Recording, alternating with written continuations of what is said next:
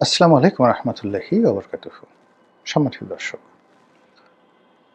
প্রধানমন্ত্রী তারেক রহমান যে মন্ত্রী পরিষদ গঠন করেছেন, সেই মন্ত্রী পরিষদের মধ্যে সবচেয়ে প্রভাবশালী মন্ত্রী কে?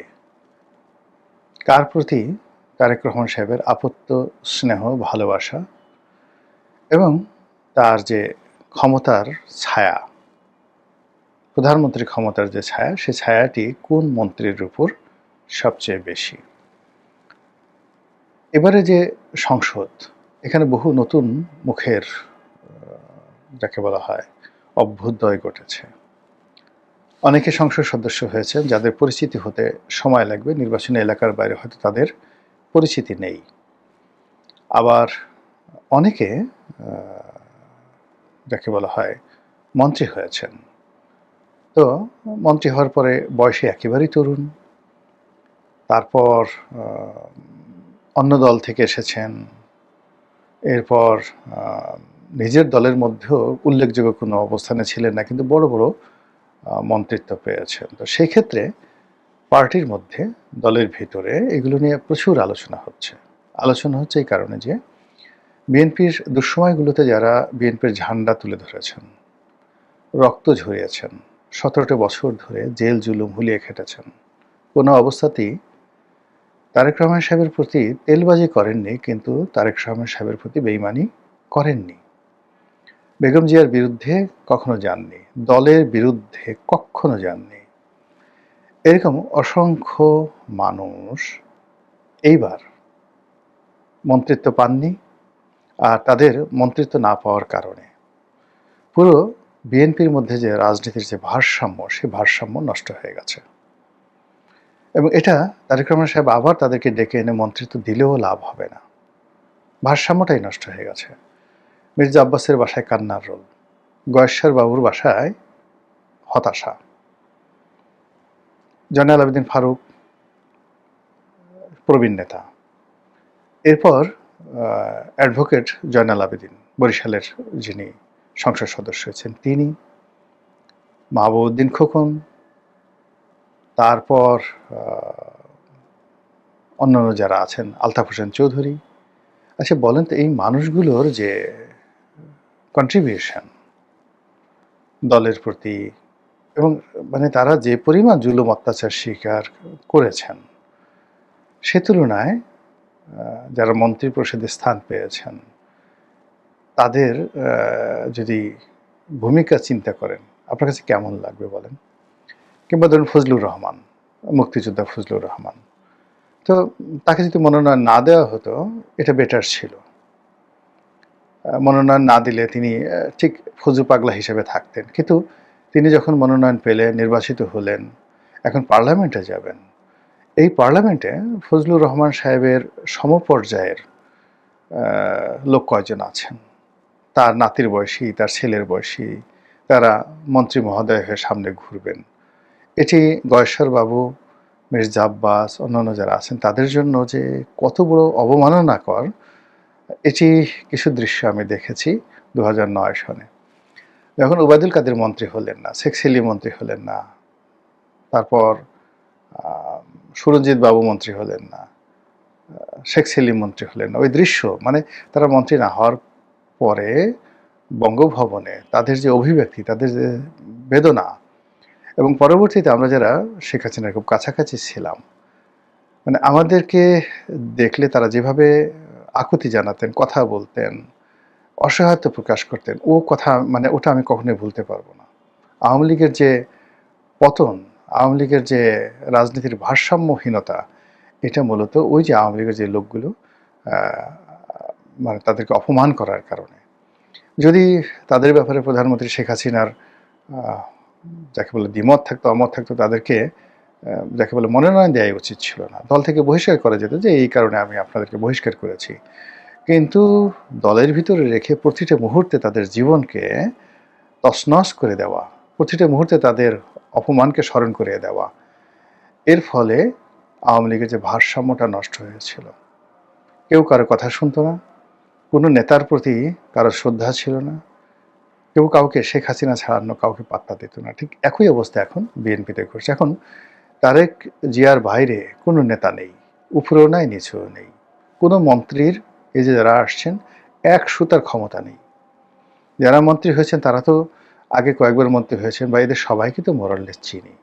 মন্ত্রণালয় যারা চালাবেন, কিভাবে চালাবেন এই জিনিসগুলো তো দেখা, চোখের সামনে দেখা। তাদের সাথে অনেক বড় বড় ঝানু ঝানু মন্ত্রী 1986 থেকে ঘনিষ্ঠভাবে দেখে আসছি। 8 বার 9 বার এমপি হয়েছেন। মানে এখন এরকম বড় বড় লোক রয়েছেন যাদেরকে যদি একটা টেলিফোন করি তারা কিন্তু কল ব্যাক করেন। আপনার সামনে যদি সেই দৃশ্য দেখেন আপনি অবাক হয়ে যাবেন যে এই মানুষ গোলাম মোল্লা রনিকে কল ব্যাক করেছে। এটা সম্পর্কের কারণে সেই সম্পর্কটা বজায় রেখেছে। ফলে ওই অভিজ্ঞতা থেকেই বলছি যে পরিস্থিতি তৈরি হয়েছে, সেই পরিস্থিতিতে তারেক রহমান সাহেবের যে ক্যাবিনেট গঠিত হয়েছে, একটা সিঙ্গেল ক্যাবিনেটের একজন সিঙ্গেল মেম্বার স্বতন্ত্রভাবে কোনো কাজ করতে পারবেন না। ফাইল নিয়ে আওয়ামী লীগ জমানাতে বগল দাবা করে সবাই যেভাবে ঘন্টার পর ঘন্টা শেখ হাসিনার কাছে বসে থাকতেন গণভবনে গিয়ে যে এই ফাইলে স্বাক্ষর করব কি করব না, এমনও ঘটনা ঘটেছে একজন মন্ত্রী হয়তো 1 মাস চেষ্টা করে প্রধানমন্ত্রীর সাথে দেখা করতে পারেননি, আর প্রধানমন্ত্রীর অনুমতি ছাড়া কোনো ফাইলে স্বাক্ষর করতে মন্ত্রীদের সাহস ছিল না। এর ফলে প্রধানমন্ত্রী অপরিসীম ক্ষমতার অধিকারী হয়ে পড়েছিলেন। কিন্তু যোগ্য মন্ত্রী যারা হতেন, তোফায়েল সাহেব, আমর সাহেব, সুরঞ্জিত সেনগুপ্ত, তারা মানে প্রধানমন্ত্রীকে জানাতেন, বড় জোর টেলিফোন করতেন, কিন্তু ফাইলটা স্বাক্ষর করে ছেড়ে দিতেন। একই অবস্থা এখন এই জমানাতে যে মন্ত্রী পরিষদ হয়েছে, একটা সিঙ্গেল বিষয়ে স্বতন্ত্রভাবে স্বাক্ষর করার মতো সামর্থ্য, শক্তি, সাহস একজন মন্ত্রীর নেই। আমি এটা লিখে দিলাম, যদি কোনো মন্ত্রী বলতে পারে যে আমি যাকে বলা হয় হিম্মত রাখি, যে কোনো ফাইল স্বতন্ত্রভাবে স্বাক্ষর করব, তারেক রহমান সাহেবকে জানানোর কোনো প্রশ্ন আসে না, যত হাজার কোটি টাকার প্রজেক্ট হোক, আমি স্বাধীন। এই কথা যদি কেউ বলতে পারেন এই মন্ত্রণালয়ের, আমি ক্ষমা প্রার্থনা করব যে আমার এই ভুলের জন্য আমি সরি বলবো। ফলে আপনি এই যে তারেক রহমান সাহেবকে যত সহজ দেখছেন, সরল দেখছেন, যত ইজি গোয়িং দেখছেন, এটা থাকবে না। তার মন্ত্রীরা যখন দুর্বল হয়ে যাবে, ঘন্টার পর ঘন্টা লাইন দেবে এবং ছোটোখাটো সমস্ত বিষয় তার অনুমতির প্রয়োজন হবে, এবং তার অনুমতি ছাড়া যখন কেউ সিদ্ধান্ত নিতে পারবে না, তখন সঙ্গত কারণে তিনি স্বৈরাচারী হয়ে পড়বেন। এটাই দুনিয়ার নিয়ম। এই জন্য এই যে সকল লোকদেরকে নিয়োগ দেওয়া হয়েছে, এদের ব্যাকবোন থাকাটা, মানে মেরুদণ্ড থাকাটা সবচেয়ে শক্তিশালী বিষয় এবং সবচেয়ে গুরুত্বপূর্ণ বিষয়, যেটি এই মন্ত্রণালয়ে যাদেরকে নিয়োগ দেওয়া হয়েছে তারা লাভ দিতে পারবেন, ঝাঁপ দিতে পারবেন, কথার ফুল ঝুড়ি ঝুরাতে পারবেন, আকাশ থেকে হুর নামিয়ে আনতে পারবেন, পরি নামিয়ে আনতে পারবেন, যারা ফেরেশতাদের সঙ্গে ফাইট করতে পারবেন, জিন ভূতের সঙ্গে লড়াই করতে পারবেন, বিশাল কিছু। কিন্তু মানে ছোট্ট একটা সাইন করার ক্ষেত্রে গিয়ে যখন বলবেন, তখন দেখবেন যে হাত পা থর থর করে কাঁপা শুরু করছে, যে আমি এটা নেতার সাথে কথা না বলে পারবো না। এটাই বাস্তবতা। এনিওয়ে, যেটা বলছিলাম যে এখানে অনেককে এবার মন্ত্রী করা হয়েছে, সারপ্রাইজিং, যারা একেবারে নিউ। যেমন দেখা গেল জুনায়েদ সাকি অন্য দলের।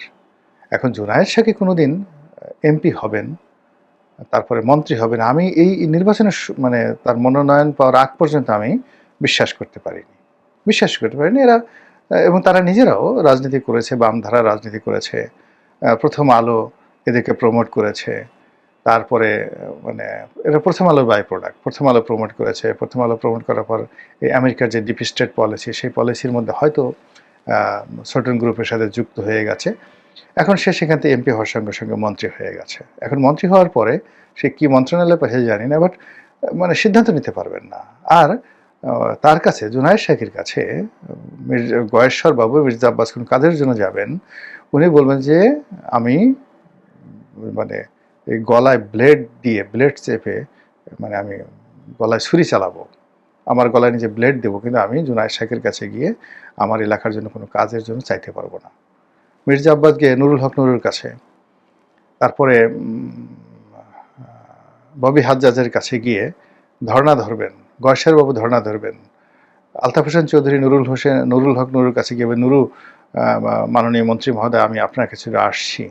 এটা আলতাফ চৌধুরীর জন্য বিশ্বাস করেন কত বড় একটা ব্যাপার। কিন্তু মন্ত্রী এলাকার সংসদ সদস্যকে তো যে কোনো কাজের জন্য মন্ত্রীর কাছে যেতে হয়। তার জন্য মন্ত্রীর যদি ওই ধরনের জৌলুস না থাকে, ওই ধরনের ব্যক্তিত্ব না থাকে, তাহলে অন্যান্য যারা সংসদ সদস্য তারা মন্ত্রীর কাছে যান না। আর মন্ত্রীর কাছে যদি এমপিরা না যান তাহলে আমলারা বেশি যাবে, নিম্ন স্তরের কর্মকর্তা কর্মচারীরা বেশি যাবে, নেতাকর্মীরা বেশি যাবে এবং এর ফলে মন্ত্রী দুর্নীতিবাজ হয়ে পড়বে, কর্মহীন হয়ে পড়বে। আর মন্ত্রীর কাছে যদি ভালো ভালো এমপিরা না যান তাহলে মন্ত্রীকে কখনো কোনো সচিব পাত্তা দেয় না, পাত্তাই দেবে না। মন্ত্রণালয়ের একটা ডিএসও পাত্তা দেবে না, এলাকার টিওনো ওসিও পাত্তা দেবে না। একজন মন্ত্রীর সম্মান নির্ভর করে যে সেই মন্ত্রীর কাছে কতজন সংসদ সদস্য যান, তার রুমে যান, আড্ডা দেন, চা খান, এর উপর নির্ভর করবে।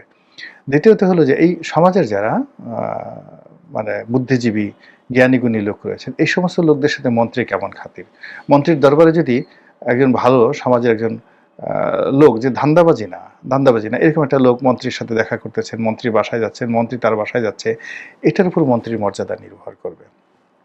কিন্তু এখন আর যারা এখানে হয়েছেন আমার কাছে এখন পর্যন্ত এদের লক্ষণ গত 17 বছর আমার কাছে আর যা হোক না কেন মানে এদের কাছে বড় কোনো মানুষ গেছেন, বড় কোনো মানুষের সাথে এদের যোগাযোগ আছে, এরকম লক্ষণ আমি দেখিনি। ফলে ভবিষ্যৎ কি হবে খুব ইজিলি কিন্তু বোঝা যাচ্ছে, এটা রাতারাতি পরিবর্তন হবে না। এখন যেটা বলছিলাম যে এখানে বেশ কয়েকজন মন্ত্রী আছেন যাদের প্রতি জনাব তারেক রহমান সাহেবের অবারিত মানে দয়া, দাক্ষিণ্য, দোয়া, প্রেম, ভালোবাসা উপচে পড়েছে। যেমন ধরুন শিক্ষা মন্ত্রণালয়ে তিনি এহসানুল হক মিলনকে দিয়েছেন, তার সঙ্গে সঙ্গে দিয়েছেন ববি হাজ্জাজকে। আবার এখানে পুরো বিষয়টি তদারক করার জন্য তিনি মাহাদি আমিনকে দায়িত্ব দিয়েছেন। মাহাদি আমিন তার প্রিয় ভাজন, তার উপদেষ্টা। কাজেই শিক্ষা মন্ত্রণালয়ের কোনো কাজ হবে না, লিখে রাখেন।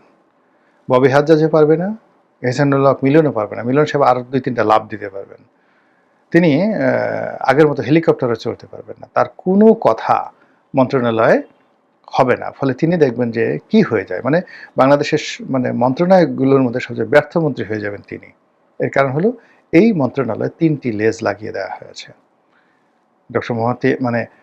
ডক্টর এহসানুল হক মিলন তিনি নিজে, তারেক রহমান সাহেব তো আছেনই, তার সঙ্গে সঙ্গে ববি হাজ্জাজ আছে, ববি হাজ্জাজের সঙ্গে আবার মাহাদি আমিন আছে। এবং এই মন্ত্রণালয়ের নিয়ে যে কূটনামি হবে প্রতিটি মুহূর্তে এই মন্ত্রণালয়ের সিদ্ধান্ত নিয়ে প্রধানমন্ত্রীর অফিসে যেভাবে দৌড়াদৌড়ি হবে কাজ করতে পারবে না, এই গেল একটা।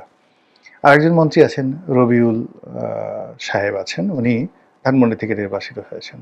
তো সেখানে আসলে রবিউলের সঙ্গে যদি আপনি নাসিরউদ্দিন অসীমের কথা চিন্তা করেন, আমরা তো সবাই জানতাম যে নাসিরউদ্দিন অসীম তার শ্বশুর আব্দুল মান্নান সাহেব ঢাকা জেলা বিএনপির সভাপতি ছিলেন, মন্ত্রী ছিলেন, শেখ মানে জিয়া পরিবারের খুব ঘনিষ্ঠজন।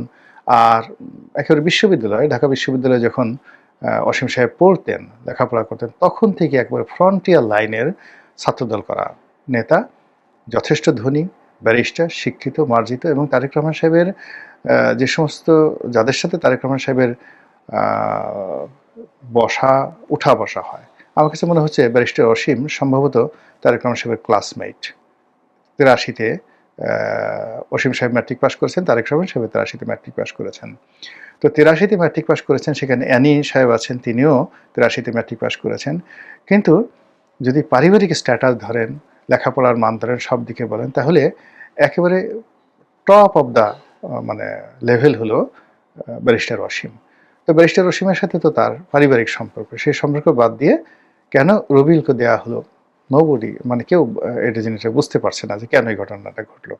তারপরে আবার রবিউল সাহেবকে যেটা করা হলো, তাকে তিনটি মন্ত্রণালয় দেওয়া হলো, সেতু এবং যোগাযোগ মন্ত্রণালয়, সড়ক এবং সেতু যেটা ওবায়দুল কাদের দেখতেন, তারপরে নৌপরিবহন, বন্দর সহ, চট্টগ্রাম বন্দর সহ মংলা বন্দর, সমস্ত বন্দরগুলো, স্থল বন্দরগুলো যার আন্ডারে, নৌপরিবহন প্লাস ফেরিগুলো যার আন্ডারে, সেই শাহজাহান খান মন্ত্রী যেটা দেখতেন সেটা।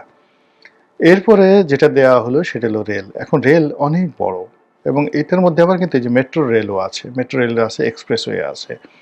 তো এই মুহূর্তে আসলে সরকারের যে রাজস্ব বাজেট, সেই বাজেটের অলমোস্ট 40% এই 3টি মন্ত্রণালয় দ্বারা পরিচালিত হয়। তো সেই মন্ত্রণালয়টি রবিউল সাহেবকে দেওয়া হয়েছে। এখন এই রবিউল সাহেবের সাথে তারেক রহমান সাহেবের কী ঘনিষ্ঠতা রয়েছে, এটা নিয়ে বিএনপির মধ্যে যারা একেবারে ওনার একান্ত আপনজন, তারাও অনেকটা সারপ্রাইজ যে কেন দেয়া হলো, কি করলো, কেন আমাদের প্রতি তারেক রহমান সাহেবের কি কোনো ভালোবাসা নেই, আমাদের কি তার চোখে পড়ে না, তিনি সব ভালোবাসা সব প্রেম কেন রবিউলকে দিলেন।